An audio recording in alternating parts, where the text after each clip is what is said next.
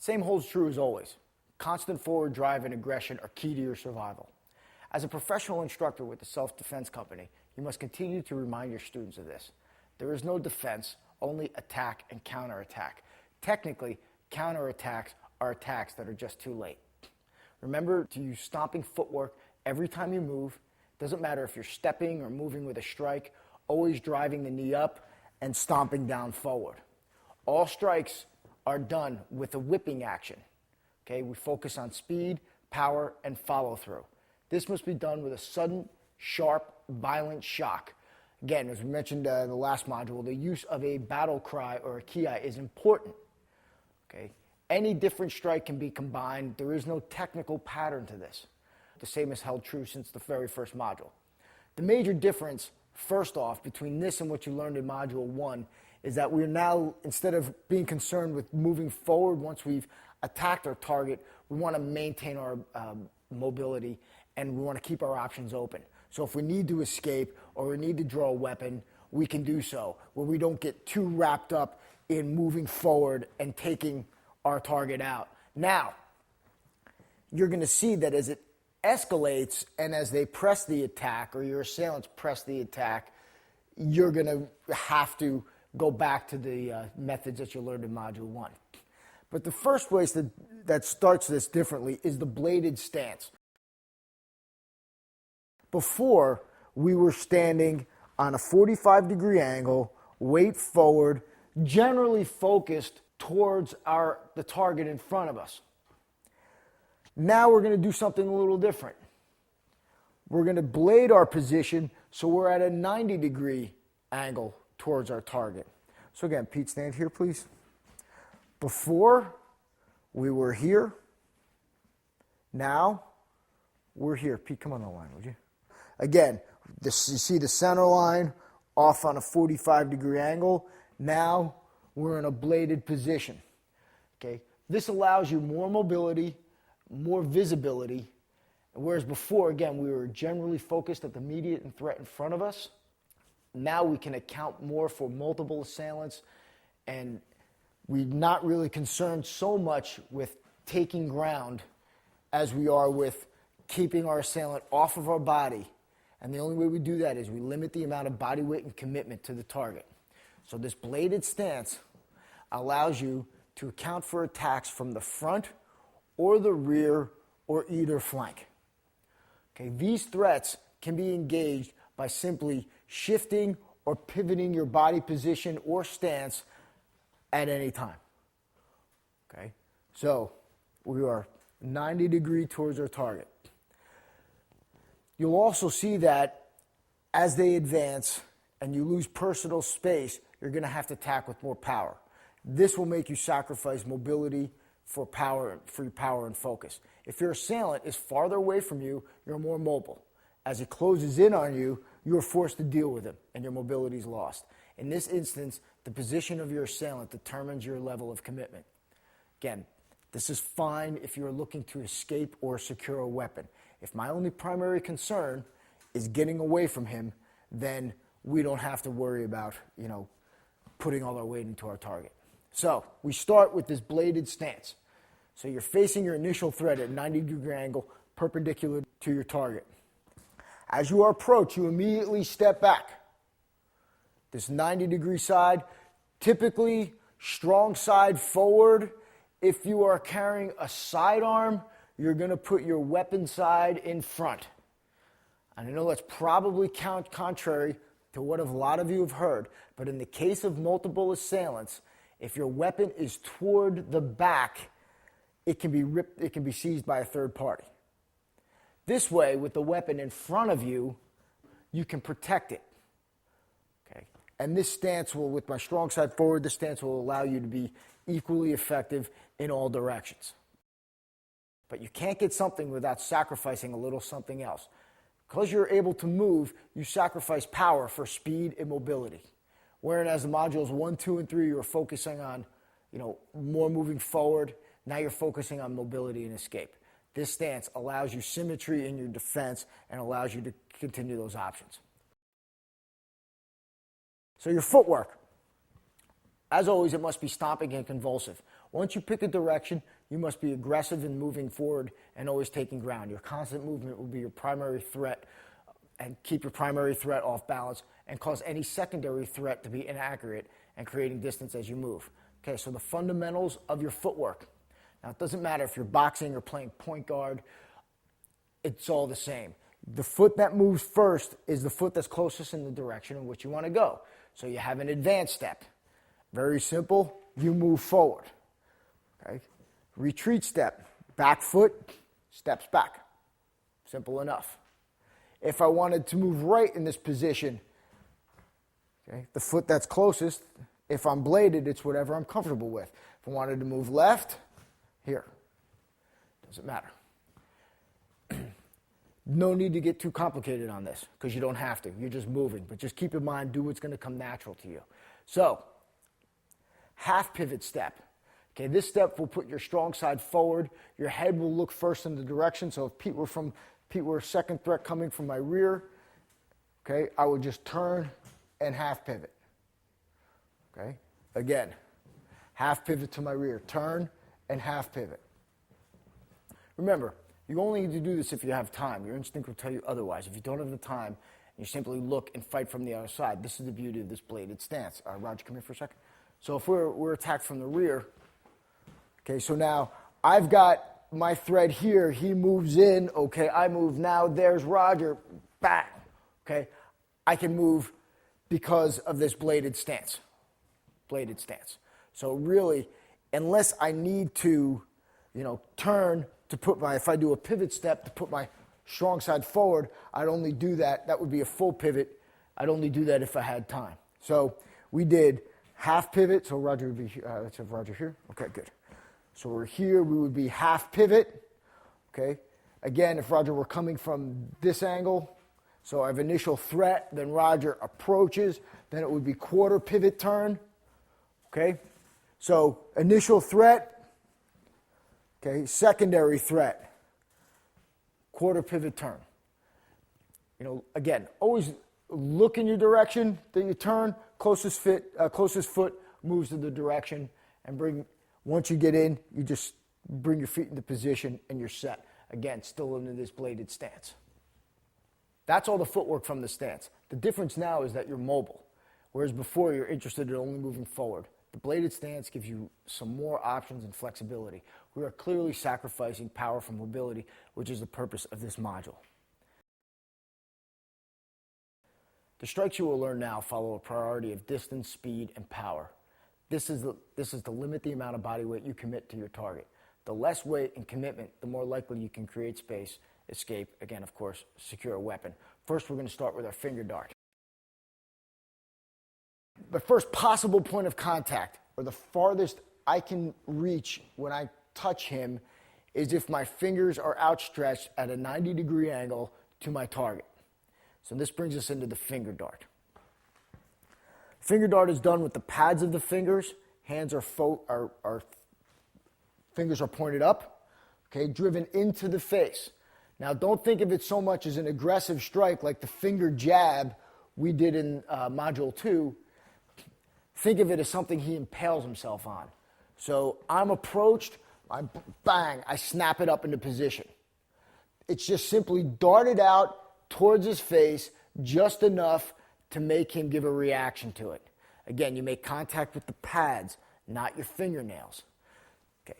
This snapping, flinching motion will cause your assailant to just pause a second. This will allow you to escape or follow up with a more powerful technique. The target is the eyes and the face in general. Again, because of this bladed stance, this technique can be done just as easily in any direction. So even if I were facing the other way, and imagine if Pete was coming from the rear, bang, okay? Just snapping it straight up. 2, 3, 4. It doesn't matter. It doesn't matter. It's just snapping it as any direction. If I got a threat here, great. Threat from the rear, no problem. Threat from each flank, no problem. Okay? Again, it's just a matter of just making him pause long enough that you can do something. The next hand technique is the thumb spear. Okay, for those of you who remember the movie Presidio, Sean Connery used this technique on a local tough guy. It's rumored to be a reenactment of an event that actually another Fairburn protege, Anthony Edward Sykes, happened in a bar. Thumb spear requires that the fingers be tucked in like a fist and the thumb rest along the top of the side of the fist, protruding just the tip. Okay, like the other finger techniques, the tip of the thumb is pointing up. Okay, the thumb spear can come out straight directly into the target, okay, into the eye, or hooking into the side of the neck, into the ear, even into the ribs. Okay? Again, takes a little bit more conditioning, but you've got your finger dart and then your thumb spear. Okay? Again, thumb spear can be done with the lead or the rear hand. Again, it has a similar effect as a single knuckle punch. It's just that now it's just done with the tip of the thumb and allows you to focus just a little bit more power for a little deeper penetration in the target. However, the thumb must be trained and conditioned, just like everything else. So the finger dart, we've got the thumb spear, okay, and now we've got the good old edge of hand. As he's moving in now, as he continues to press the attack, bang, okay? He went past went past our thumb spear, went past our finger dart. Now he comes in with now he comes in a little closer, so now we start working into the edge of hand. Okay, and now this time the only difference before is now we're working it out of a bladed stance. Again, keep in mind, all the previous striking methods that you've learned work fine. These work fine. Okay, it's just the ones that we're showing now fit a certain criteria. So when we're moving, okay, we're here, we finger dart, edge of hand into the testicles. Okay, now we just get to add a few more techniques like the finger dart, like the thumb jab. Okay, again, now we can come, like as always, we come horizontal or vertically up, across. Okay, so again, we've got bladed finger dart, we've got thumb jab. Okay, now we've got edge of hand. We could be in a multiple threat situation where I blade here, and then my target could come from the rear, and I don't obviously have enough time to do the finger dart, so I just crack them with an edge of hand. So, finger dart, thumb jab, edge of hand. You've got edge of hand vertical, vertical up, of course horizontal. The next is going to be the back fist. Back fist travels the same path as the edge of hand. It could come horizontally across the neck and the head. It could come vertically down, okay, even in the collarbone. Again, all these whip, snap, whip. Okay, all the techniques now, whip and whip into the body. Okay, so don't think about it as, again, we're working on speed, snap, snap, snap, snap. Okay. So the next level of hand striking is when your target has closed the distance on you. Okay, now you have to focus more power on them, and this would be when you would transition on what you learned in Module 1 and Module 2, which you'll do naturally and instinctively. Okay, so we've gone from single hand strikes, okay, edge of hand, back fist. Again, now, just as an aside, so step back, Pete. Peter moves in now, we're whip, thumb jab, edge of hand, back fist. You can back up when I hit you. Okay, thanks. All right, so one more time. Comes back in, blade, snap, there's my thumb jab, okay? So, again, a little bit farther distance, a little bit less body commitment. Now as he's moving in, we start to move into things that require more focus. And again, we're gonna add some stuff that we did before and some stuff that you really didn't see.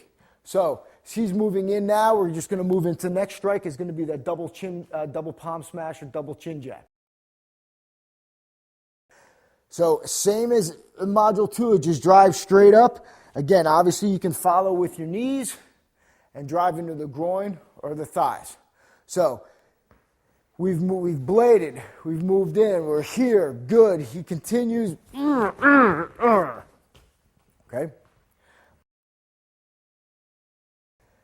An excellent follow-up to this is the double axe hand chop. Again, this is made famous by Captain Kirk. Of course, I'm dating myself, but needless to say, chin jab comes up, straight in, and then dropping both hands into the side of the neck.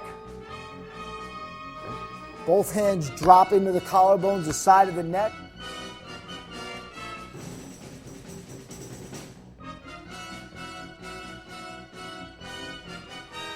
So again, that double axe hand chop. So I'm moving into double chin jab. Snap, then knees in.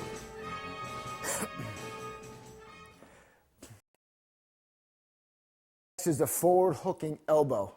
Same as the reeling elbow in module 2, now we just adapted to that bladed stance. So as we move forward, you can hook across the horizontal plane and drop it down, or vertical plane. As he's moving in, as I'm here, and let's say I have threat over in this direction, and I have enough room as people who's in. Now I'm just driving that elbow across and just taking it across, just even to create space to move in. Again, moving out of that bladed stance. Again, always taking ground, always stomping. You can do this. You do this with excellent in conjunction with a pivot step. So, Pete, just here. Okay, good. Okay, we're here. He's coming in. Threat. Step it and move it over. Okay, as he approaches you, as he approaches you from this direction, gives you another option to address him. Okay, if he's too close to finger dart, you can simply pivot and elbow strike. Okay.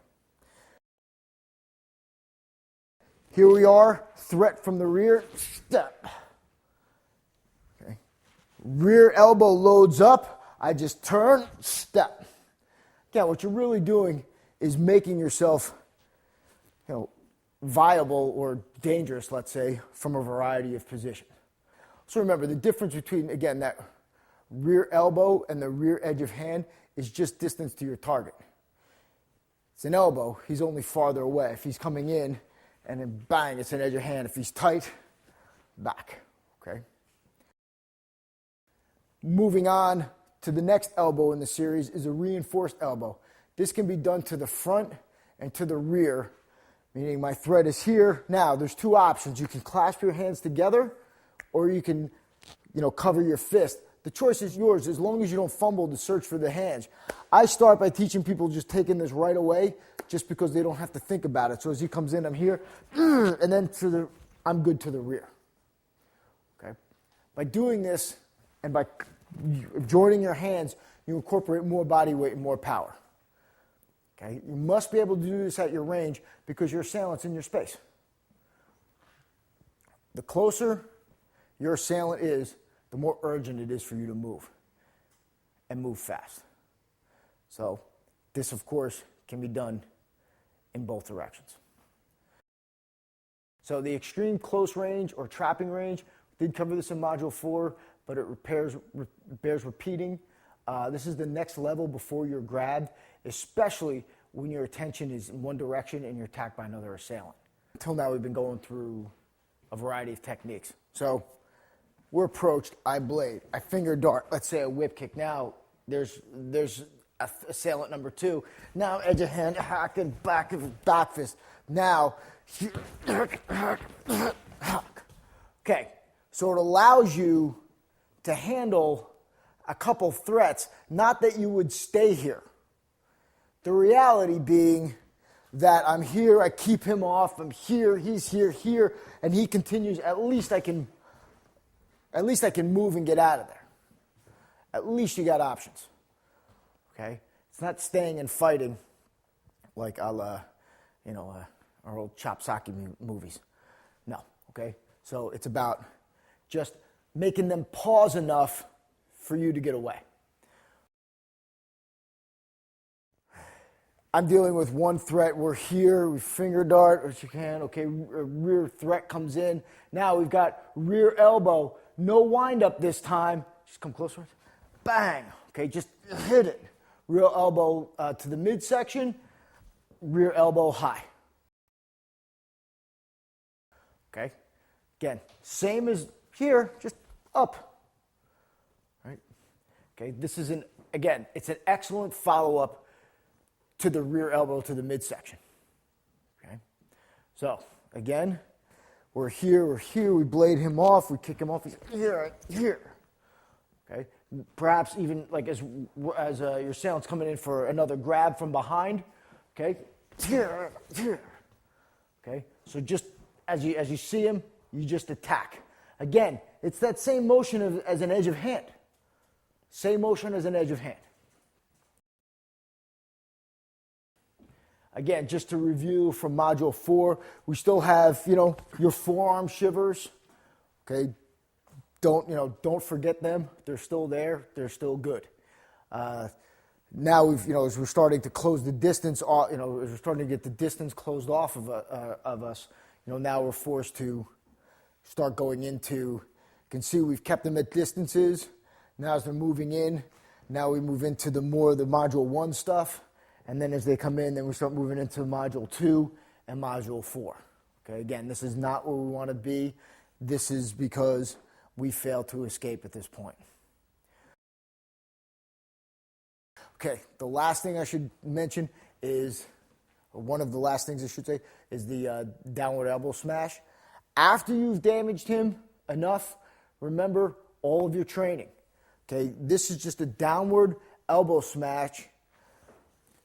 And it's just like a vertical edge of hand downward.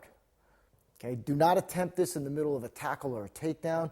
This is only as I've, damaged him enough here's elbow, yes, to the back of the spine, base of the neck, and just dropping the elbow down, driving it straight in. Okay. Again, for this system, for this O'Neill system, that's pretty much all of the hand striking methods that he taught. Okay. Again, once we get past that, you can see how everything kind of just starts melding together, meshing together. So, the most important contribution, as far as from this method, is that bladed stance and that finger dart.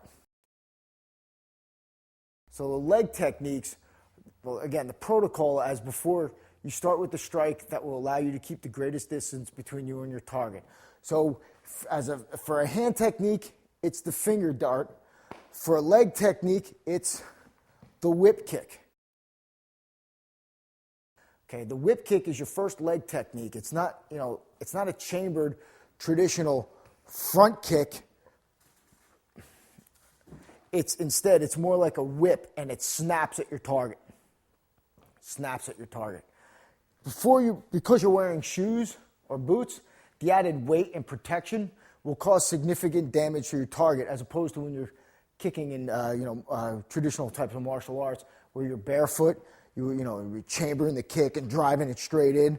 Wearing shoes, that extra weight at the end of it allows you to sacrifice a lot of the more nuances of the technique. So all you're really worried about is just getting it to target. Okay, like the finger jab, you only want a reaction that will cause him to pause. Okay, so in this case, we blade, we finger dart, we whip kick. That's all the reaction you want. Okay, again, we can do this technique in all four directions, even because of this bladed stance. Okay, doesn't matter. Now, the point of contact, of course, is the toe. Again, we don't have to worry too much. It's just the pointed toe straight into the fork. Okay, and just snaps up and in. That's it. The other kick is the side kick. Like the whip kick, it's unchambered for the same reason. Okay, from here, your foot simply just picks up and goes into the target. This time we're making contact with the knee, with the shin, and then scraping down sometimes to the instep.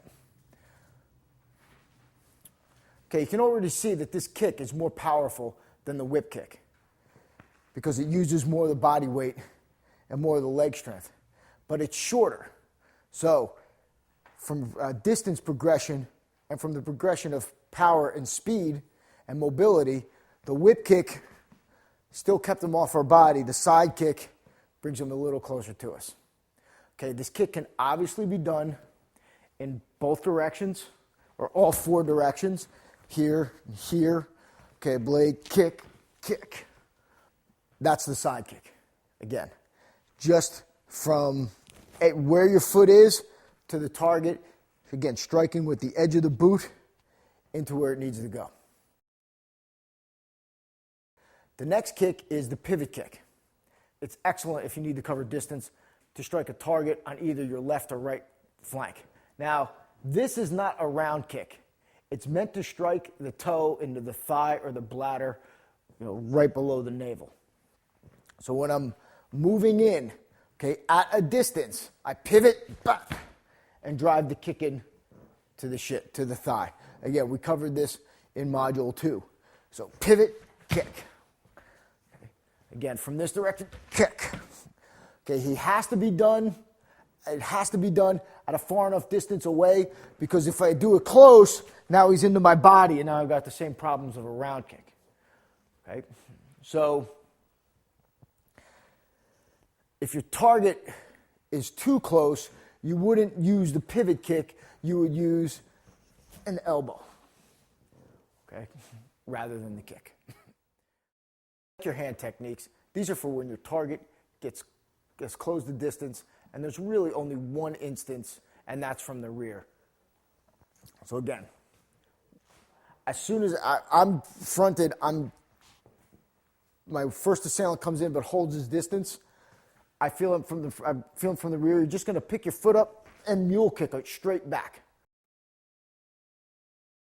Okay? It's technically not a side kick. Side kick would be from the side. I've already not bladed yet. I'm just smashing it straight back. This, again, will allow me to follow up with a more devastating technique and create some space. Now, all you need to do is just pick up your foot and drive it straight back. Okay, from extreme close range, it's the same as before. Again, just to go over it, I mean, we'll be stomping and sliding down, smashing into the instep of your assailant. Okay, but the only thing new here is just that bang, that mule kick or a back kick. Now, as he closes in further now this mule kick just turns into a rear heel stomp. All you do is just pick your foot up and drive it straight down into his instep. You can scrape his shin, smash the top of his feet, and then we're continuing the fight from there. The other one now is if he's closed the distance on us from the front, okay? And again, we covered this in the grabs and holds, but it just bears repeating. It's just going to be this front foot stomp. Foot comes up, smashes straight down on the top of his boot. Okay? Again, just even if we simply stomped our feet, it would, create enough space. And that's the other thing. Roger, come in for a second. Okay, again, with multiple assailants. Okay, guys, come in, just grab me. Okay, good, thanks. Okay, even by stomping and moving your feet, just that much can cause people to start to react. Okay, especially if they're just concerned with moving you from one place to the other. Okay, then you can, create enough space, get them to pause enough to do what you needed to do. Okay, and which is in this case escape. Next would be the forward knee jab. Okay, it's same as the front stomp. Again, we've been throwing knees the whole time. You're just driving it straight up into his testicles or straight up into his knees. Again, all of these are going to be enabling you to back out and create the distance. So instead of going forward, in some cases where we'd be here moving back, okay, we would be moving and striking him just enough for us to escape. For the most part, that completes the basic strikes of this module. And you can see there's so many overlaps, which is on purpose. Now we're going to work some primary combinations so you can put this all together. And this is going to make a lot of sense once you start seeing this stuff work. So the first combination we're going to do is going to be that blade finger dart whip kick. So I'm approached. He moves in. I poke him in the eye, kick him in the groin. Okay? Again, back up again, Pete. Okay, he comes in. I blade kick. Okay? Again. Moves in, blade kick. So now we're going to just use that blade and finger dart combination in two directions. So he comes in, I poke, kick, I see my threat coming, I poke, pause him, and kick. At least you'll be able to keep a couple threats at bay for a brief period of time. Again, two directions, and it doesn't matter even if, Roger, why don't you sit there, please? Okay, in four directions. So I blade, I kick, poke him, kick him. Again, this bladed stance allows you to do that. If I were doing what we were doing in Module 1, which is, again, fine, okay? As I'm moving forward with that other threat, okay, I would still have to continue to move forward and deal with him, okay? At least now you have a little more options when you make your assailant pause. Multiple directions, you would not stand and fight. Okay? As soon as you found your opening, you would escape.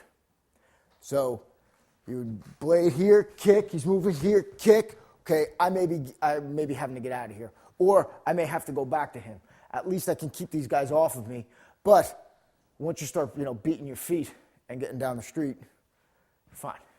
Okay? At least you can put some space in between you and the potential threats. So the next combination is naturally coming into this blade, whip kick, edge of hand high, edge of hand low. So again, blade, whip kick. Now threat comes in just from the rear. Okay, now you can see where the protocol starts to come in.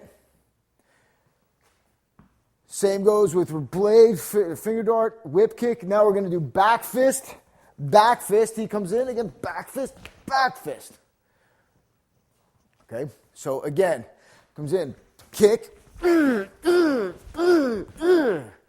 Depending on what distance he is, if I wind up here, kick, 1, 2, again, taking ground as I strike, now he moves in, I blade him, kick, 1, 2. Okay, body twists and snaps when you deliver the strike. Okay, if he's closer, I just go right into either my edge of hand or my back fist. Doesn't matter. It's yours. Okay, so now we're working off this blade, finger dart, whip kick to the front. Now a rear attack comes in, elbow low, elbow high. Okay, just reinforced. 1, 2. He moves in. I'm here. Now he's coming in to grab me. You can see they train with me because they're waiting to get hit. So here. Okay? So again, closer distance, more power, more body weight. Farther distance, more speed, less body weight. Next, it's going to be the front blade, whip kick. Okay, then we're going to do rear. He comes in, edge of hand, double chin jab, knee, and knee. So now, kind of putting everything together, it's going to be from the front, you're going to have the blade, finger dart. To the rear, you're going to do the edge of hand, double chin jab, knee, double vertical. Now my assailant continues to press the attack, rear mule kick, low elbow, high elbow. Okay, so again, blade, whip.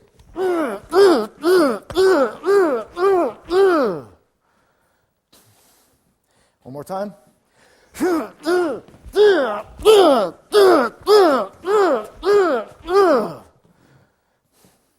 So,